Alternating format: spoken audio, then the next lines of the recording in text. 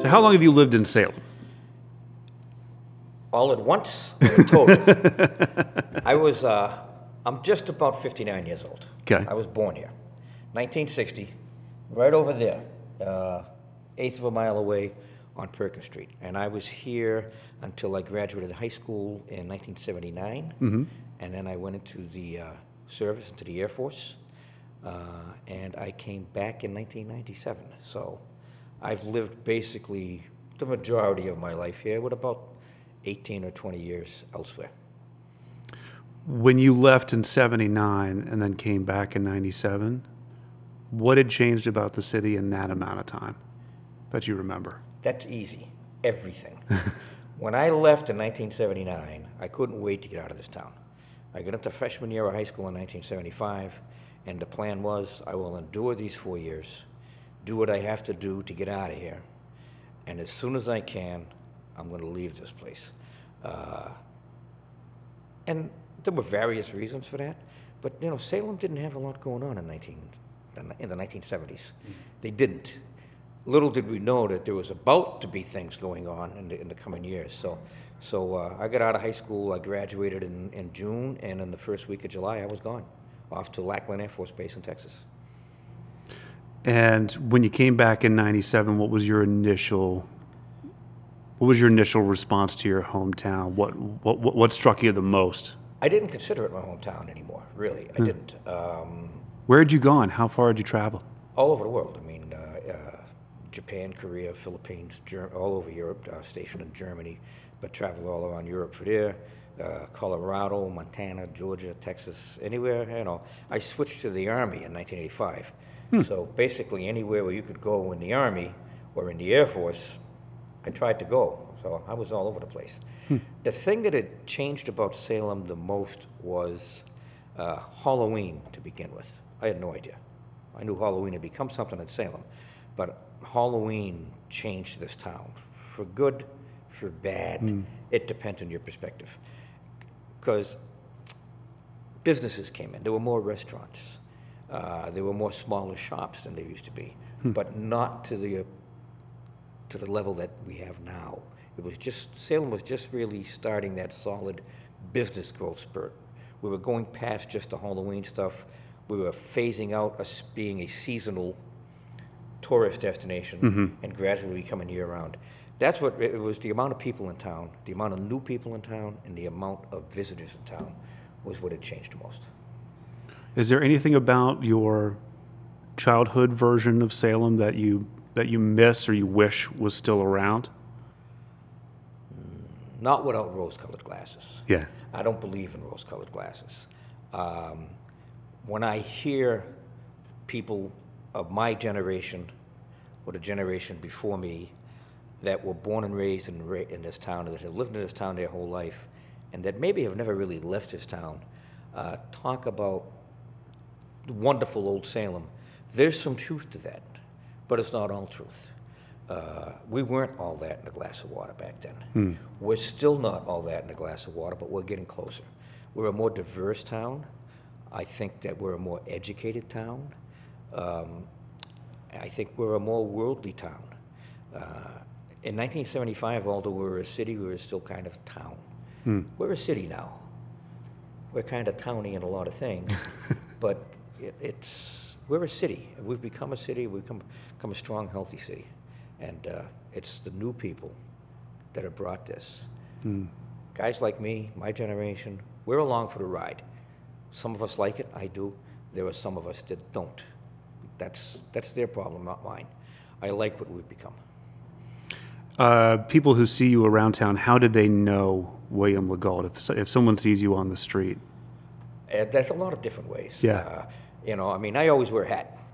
And I didn't always wear a hat. I wear a hat now because I can't afford to let my head be exposed to the sun for any extended period of time. You know, when I first came back to Salem, I was hanging out at a little place called the Lobster Shanty when I wasn't working. And I liked to go in there because I could sit there, have lunch, do a crossword puzzle, and it really wouldn't be bothered by anybody. But you become friendly with people, and they had $2 football squares. So one day, just to fit in, I said, be friendly, I'll do the $2 football square.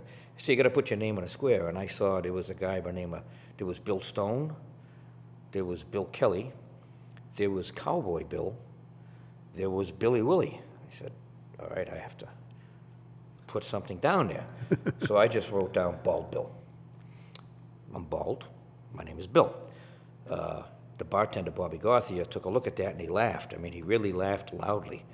And I said, what are you laughing at? He goes, you're stuck with that now, pal. And it was true. And so that's just one way that a lot of people know me. But a lot of the people that have come to know me over the last 15 years through Salem Patch, through my various writings when I did some stuff for the Salem Gazette, through the Salem Y, through Salem Politics, and various other things. When I did fundraising for the Y, they're not quite familiar with that term. And so some people know me by that term, others don't. So, is there a disconnect between the people who have lived here for a long time and how they know you versus the people who are fairly new that know you? If you were to walk up on somebody talking to me and you were to hear them call me Billy, odds are that they've known me for a very long time. Yeah. Because if you haven't known me for a very long time, I'm going to suggest kindly that you not call me that. Yeah. I don't really like to be called Billy, but my family calls me that. Friends who've known me for all these Childhood, years know me that. And some of the kids, well, they're all in their 40s now, that work with me at Roosevelt's can get away with that. But it's a pretty select group. So you've had a number of jobs around town. You were most people probably know you from working the door at Notch at this point. You were a city councilor at one point? City councilor for 3 years, 2013, 2014, 2015, until the voters were kind enough to show me the door in the elections that year. What brought that on? Why did you get into city council work? It wasn't my intention. Yeah. I had people approach me years earlier about potentially running. When Matt Vino first got elected back, I had just come back to Salem. There was a brouhaha for Ward 5. There were like 5 people running in a primary. And I was thinking about running. Some friends had asked me if I would run. And I was just starting to get established in Salem again. I met Matt Vino and decided, I don't need to run. This guy would be a good city councilor, and I didn't really want to anyway. I got on through the appointment process after Joan Lovely got elected to the state senate. The infamous 302 ballots. I don't know if you were around in 2012. Well, I was, but I wasn't paying attention. That's probably a better way to put it. Created a vacancy, and the city council gets to appoint it. And it was a long, convoluted, stupid process, I can say years now. There was a lot of stubbornness being demonstrated by the city council. I know that's a shock to you in this day and age, because there's none of that anymore, right? I'm rolling my eyes, of course. And it took 302 ballots to select between 6 or 7 people. It was foolishness to the 9th degree. And then I got reelected, or elected on my own the following term, narrowly, and then got unelected the following election after that, narrowly, but not by quite as narrow a margin. A city councilor in Salem politics in general, is that as thankless a job as it seems? No. It can seem thankless if you follow social media, because you just got some people that are never going to be happy with certain people. And it's really interesting, because I see people that support particular city councilors, even though those city councilors frequently vote against the best interest of that particular voter. People just get it in their head that they're going to support this councilor and they're going to oppose that councilor. No, there's a lot of gratitude out there. You have people that appreciate what you're doing. It's a little bit of both. To me, I'm glad I did it. I didn't do it by design. I never woke up one day and said I want to be a city councilor. I never woke up when I was a city councilor and said, thank goodness I'm a city councilor. But I enjoyed it. What I figured out was that as a councilor, you really can't do anything major.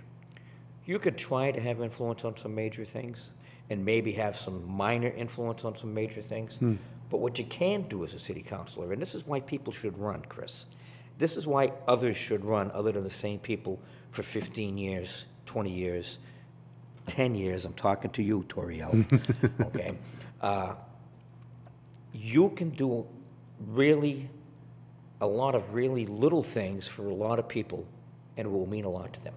Might not mean a lot to anybody else, but you can help people with minor things that seemingly minor things, that to the person that's asking for your help, it's not minor at all. And so, yeah, it's worth it.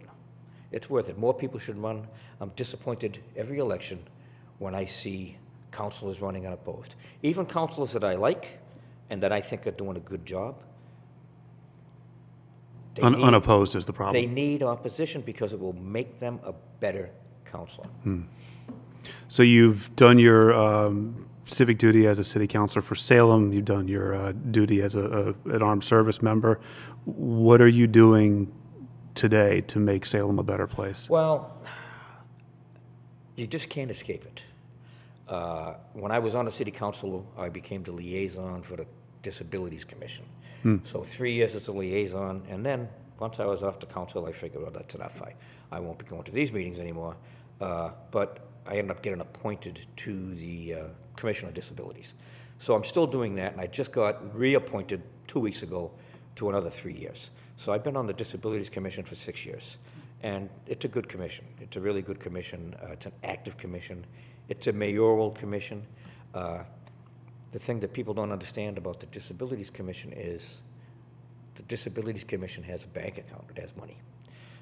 Whenever you get a parking ticket, which I'm sure you've never gotten one, for parking in a handicap spot, $300. The money comes to the Disabilities Commission. Good to know. And so they can do things with that money. It's regulated by statute, of course.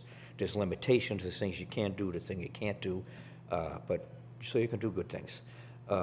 Also, my last year on the council, I ended up getting involved with a thing called the Massport Community Advisory Committee, which is about 40 communities that are within a certain distance of Boston, and also some communities out of Worcester and around and Hanscom, anywhere near an airfield.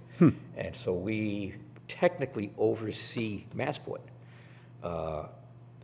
We, every year, elect one person from our commission to sit on the Massport Board of Directors, which is a guy by the name of John Nucci out of, is he East Boston? He's out of East Boston.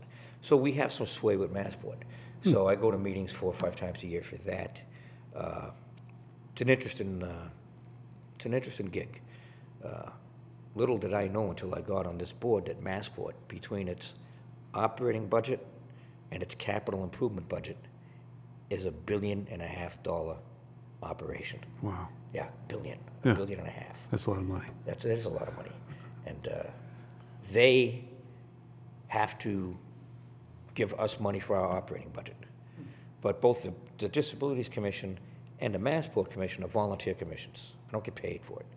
And personally, I think that's the way city government should work. I don't mind city councilors getting a little stipend, getting the little bit of pay that they get. But I think that all of these boards and commissions, being volunteer is the best way. There's only a couple of boards that get stipends. Licensing board, for instance, it's, I think, a $3,000 stipend every year. So. All right.